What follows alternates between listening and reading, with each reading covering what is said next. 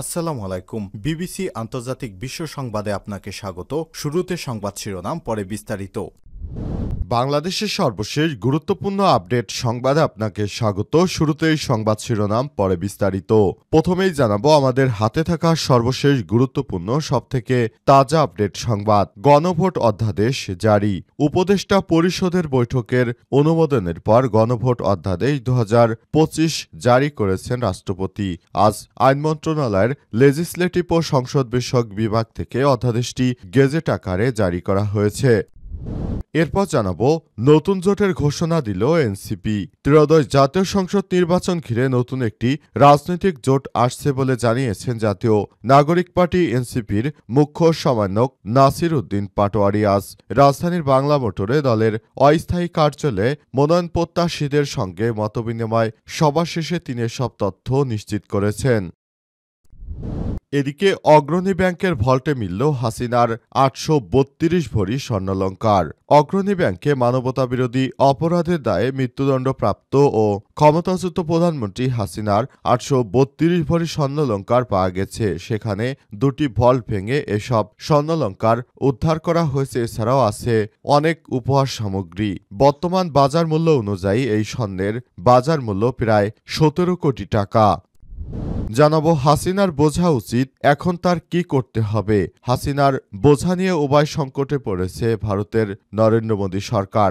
নির্বাসন থেকে কনক সরোয়ারের ইউটিউব চ্যানেলে আমার দেশ পত্রিকার সম্পাদক বলেছিলেন, আমি হাসিনার দৈহিক মৃত্যু নয় বরং দানব শাসকের রাজনৈতিক মৃত্যু দেখতে চাই। এরপরই 5ই আগস্ট 2024 হাসিনার সেই রাজনৈতিক মৃত্যু হয়ে গেছে বলে মন্তব্য করেছেন আমার দেশ পত্রিকার সম্পাদক মাহমুদুর রহমান। এবং সর্বশেষ জানাবো ভোরের আলো ফুটে উঠছে আর করাইল বস্তির ভাবও ক্ষতচিহ্ন ফুটে উঠছে। রাজধানীর করাইল বস্তিতে 1500 ঘর আগুনে পুড়ে তছনছ হয়ে গেছে পুরো বস্তি। অবস্থায় সেখানে এখন দিনের আলো ফোটার সাথে সাথেই ক্ষতচিহ্নগুলো স্পষ্ট হচ্ছে। এই ঘটনায় সেখানকার মানুষের মধ্যে চরম আতঙ্ক বিরাজ করছে। এই ধরনের অগ্নিকাণ্ডের ঘটনা শীতের এই সময়ে আসলে সবাইকে এখন মানবেতর জীবনযাপন করতে বাধ্য করবে। প্রিয় দর্শক, এতক্ষণ শুনছিলেন সংবাদ শিরোনাম, এবারে বিস্তারিত। তবে তার আগে বন্ধুরা অনুরোধ থাকবে এই সংবাদটিতে একটি লাইক দিন। এই চ্যানেলে আপনি নতুন হয়ে থাকলে আমাদের সংবাদটি দেখতে দেখতে চ্যানেলটি সাবস্ক্রাইব করে রাখুন। কমেন্ট করে বন্ধুরা আপনার মূল্যবান মতামত জানিয়ে দিন আপনি বিশ্বের কোন দেশ থেকে বা বাংলাদেশের কোন স্থান থেকে আমাদের সংবাদটি দেখছেন এবং শুনছেন। আর বন্ধুরা সংবাদটি আপনার সোশ্যাল মিডিয়া ফেসবুকে শেয়ার করে বন্ধুদেরও দেখার সুযোগ করে দিন। গাজা যুদ্ধে আপনি যদি নিরীহ ফিলিস্তিনিদের ভালোবেসে থাকেন কমেন্টে ইয়েস লিখে বিশ্ববাসীকে জানিয়ে দিন। এবারে বিস্তারিত। গণভোট অধ্যাদেশ জারি। উপদেষ্টা পরিষদের বৈঠকের অনুমোদনের পর গণভোটের অধ্যাদেশ 2025 জারি করেছেন রাষ্ট্রপতি। আজ আইন মন্ত্রণালয়ের লেজিসলেটিভ ও সংসদ বিষয়ক বিভাগ থেকে অধ্যাদেশের গেজেট জারি করা হয়েছে। এর আগে এদিন সকালে প্রধান উপদেষ্টার কার্যালয়ে অনুষ্ঠিত উপদেষ্টা পরিষদের বৈঠকে অধ্যাদেশের খসড়ার অনুমোদন দেওয়া হয়েছে। অধ্যাদেশে বলা হয়েছে, গণভোটে নিম্নরূপ একটি প্রশ্ন উপস্থাপন করা হবে, আপনি কি জুলাই জাতীয় সনদ সংবিধান সংস্কার বাস্তবায়ন অধ্যাদেশ 2025-এর জুলাই জাতীয় সনদ লিপিবদ্ধ সংবিধান সংস্কার সম্পর্কিত নিম্নলিখিত প্রস্তাব সমূহের প্রতি আপনার সম্মতি জ্ঞাপন করছেন, হ্যাঁ অথবা না। ক. নির্বাচন চলাকালীন তত্ত্বাবধায়ক সরকার, নির্বাচন কমিশন এবং অন্যান্য সাংবিধানিক প্রতিষ্ঠান জুলাই সনদে বর্ণিত প্রক্রিয়ার আলোকে গঠন করা হবে। খ. আগামী জাতীয় সংসদ হবে 2 কক্ষ বিশিষ্ট। জাতীয় সংসদ নির্বাচনে দলগুলোর প্রাপ্ত ভোটের অনুপাত 100 সদস্য বিশিষ্ট একটি উচ্চকক্ষ গঠিত হবে এবং সংবিধান সংশোধন করতে হলে উচ্চকক্ষের সংখ্যাগরিষ্ঠ সদস্যের অনুমোদন দরকার হবে। গ. সংসদে নারী প্রতিনিধি বৃদ্ধি, বিরোধী দল থেকে ডেপুটি স্পিকার এবং সংসদীয় কমিটির সভাপতি নির্বাচন, মৌলিক অধিকার বিচার বিভাগের স্বাধীনতা, স্থানীয় সরকার প্রধানমন্ত্রীর মেয়াদ, রাষ্ট্রপতির ক্ষমতা সহ তফসিলে বর্ণিত যে 30টি বিষয় জুলাই জাতীয় সনদে ঐকমত্য রয়েছে সেগুলো বাস্তবায়নে আগামী সংসদ নির্বাচনে বিজয়ী রাজনৈতিক দলগুলো বাধ্য থাকবে। ঘ. জুলাই জাতীয় সনদে বর্ণিত অন্যান্য সংস্কার রাজনৈতিক দলগুলোর প্রতিশ্রুতি অনুসরণে বাস্তবায়ন করা হবে। ত্রয়োদশ জাতীয় সংসদ নির্বাচনের জন্য যেসব ভোট কেন্দ্র নির্মাণ করা হবে সেসব ভোট কেন্দ্রে গণভোট অনুষ্ঠিত হবে। সংসদ বিষয়ক কমিশন যেসব রিটার্নিং অফিসার ও সহকারী রিটার্নিং অফিসার নিয়োগ এবং অধিদের ক্ষেত্র নির্ধারণ করা হবে সেসব রিটার্নিং অফিসার ও সহকারী রিটার্নিং অফিসাররা গণভোট অনুষ্ঠানের জন্য সংশ্লিষ্ট অধিক্ষেত্রে নিযুক্ত হয়েছে বলে গণ্য হবে বলে অধ্যাদেশে উল্লেখ করা হয়েছে। নতুন জোটের ঘোষণা দিল এনসিপি। ত্রয়োদশ জাতীয় সংসদ নির্বাচন ঘিরে নতুন একটি রাজনৈতিক জোট আসছে বলে জানিয়েছে জাতীয় নাগরিক পার্টির মুখ্য সমন্বয়ক নাসিরুদ্দিন পাটোয়ারি। আজ রাজধানীর বাংলা মোটরে দলের অস্থায়ী কেন্দ্রীয় কার্যালয়ে তিনি এসব কথা বলেছেন। নাসিরুদ্দিন পাটোয়ারি বলেন, প্রচলিত রাজনৈতিক ধারায় যেসব দল আমরা দেখতে পাচ্ছি এর বাইরে গিয়ে নতুন করে এনসিপি অর্থাৎ জাতীয় নাগরিক পার্টি এখন নতুন করে একটি জোট তৈরি করবে। এই জোটে থাকবে বিভিন্ন রাজনৈতিক দল যারা ফ্যাসিবাদ বিরোধী আন্দোলনে সরাসরি সম্পৃক্ত ছিল। কোনো ইসলামপন্থী কিংবা কোনো বামডানপন্থী কোনো রাজনৈতিক দল নয়, বরং যারা জুলাই আন্দোলনে আমাদের সঙ্গে একত্রিত ছিল তাদেরকে নিয়ে আমরা এই জোট গঠন করতে চলেছি। উল্লেখ্য, এই জোটের মধ্যে কয়েকটি দলের মধ্যে রয়েছে আমার বাংলাদেশ পার্টি, এবি পার্টি, এছাড়াও রয়েছে জাতীয় গণতান্ত্রিক পার্টি জাকপা।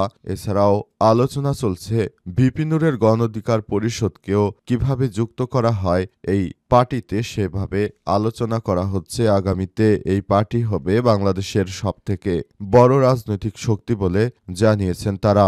ইতিমধ্যেই নাসিরুদ্দিন পাটোয়ারির আগে আমার বাংলাদেশ পার্টি, এবি পার্টির মুজিবুর রহমান মঞ্জু এই জোট সম্পর্কে তার নিজ নির্বাচনী এলাকায় তিনি কথা বলেছিলেন। অগ্রণী ব্যাংকের ভল্টে মিলল হাসিনার ৮৩২ ভরি স্বর্ণালংকার। অগ্রণী ব্যাংকে মানবতাবিরোধী অপরাধে দায়ে মৃত্যুদণ্ডপ্রাপ্ত ও ক্ষমতাচ্যুত প্রধানমন্ত্রী শেখ হাসিনার ৮৩২ ভরি স্বর্ণালংকার পাওয়া গেছে।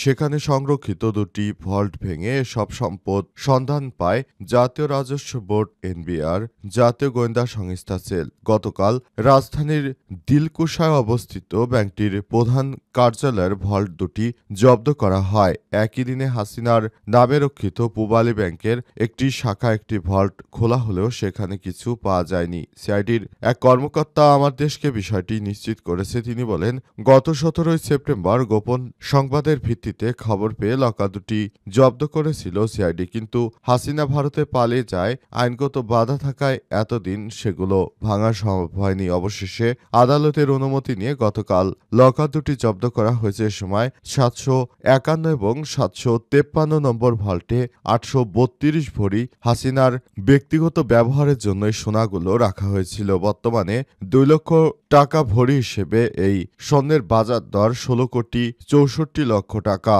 অগ্রণী ব্যাংকের লকারে স্বর্ণালংকার ছাড়াও বেশ কিছু উপহার সামগ্রী পাওয়া গেছে বলে জানিয়েছে।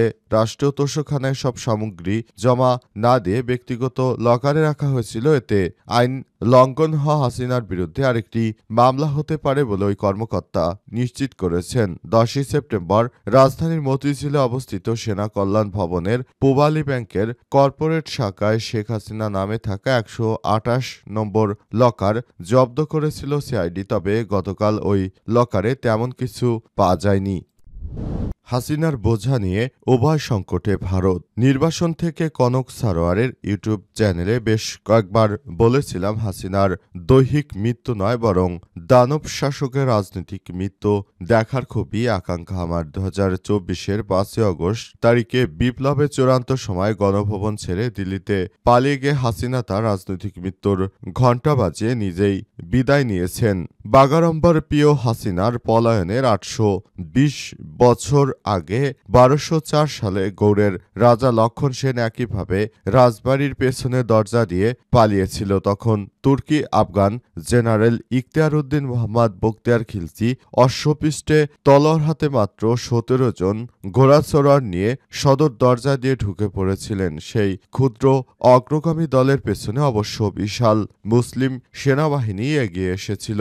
লক্ষণ সেন দুপুরে খাবার ফেলে আওয়ামী লীগের মার্কা নৌকা করে পালিয়েছিলেন আর হাসিনা পালালেন বহনকারী বিমানে চড়ে। লক্ষণ সেনের মতো হাসিনার ভাগ্যে দুপুরের খাবারও সেদিন জোটেনি। চলমান মাসে ১৭ তারিখ গণহত্যার অপরাধে আদালতের বিচারক মৃত্যুদণ্ড ঘোষণা করলে মুজিবকন্যা রাজনৈতিক মৃত্যু ত্বরান্বিত হয়েছে। তবে ফ্যাসিস্ট শাসকের সেই প্রত্যাশিত মৃত্যু শেষ পর্যন্ত চিহ্নিত করেছে হাসিনার কর্মীরাই। কি আনন্দ আকাশে বাতাসে! পাঠকরা হয়তো ভাবছেন ওরা আবার ওখানে কি করলো। প্রশ্নের জবাব, আমাকে ২০১৩ সালে ফিরতে হচ্ছে সেই ফেব্রুয়ারি মাসে মাওলানা দেলোয়ার হোসেন সাঈদীর বিরুদ্ধে আইসিটি আদালত মৃত্যুদণ্ড ঘোষণা করলে এর ব্যাপক ও স্বতঃস্ফূর্ত আন্দোলনে সারা দেশ অচল হয়ে গিয়েছিল। ২ দিনে পুলিশের গুলিতে প্রাণ হারায় ১৫০ জন বিক্ষোভকারী। অসংখ্য মানুষ গুলিতে কাঁদানে গ্যাস ও টিয়ার গ্যাসে আহত হয়েছিল। হতাহত সবাই,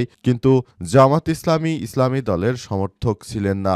দলমত নির্বিশেষে তারা কেবল দেলোয়ার হোসেন সাঈদীকে প্রচণ্ড ভালোবাসতেন বিধায় তারা রাস্তায় নেমে এসেছিলেন।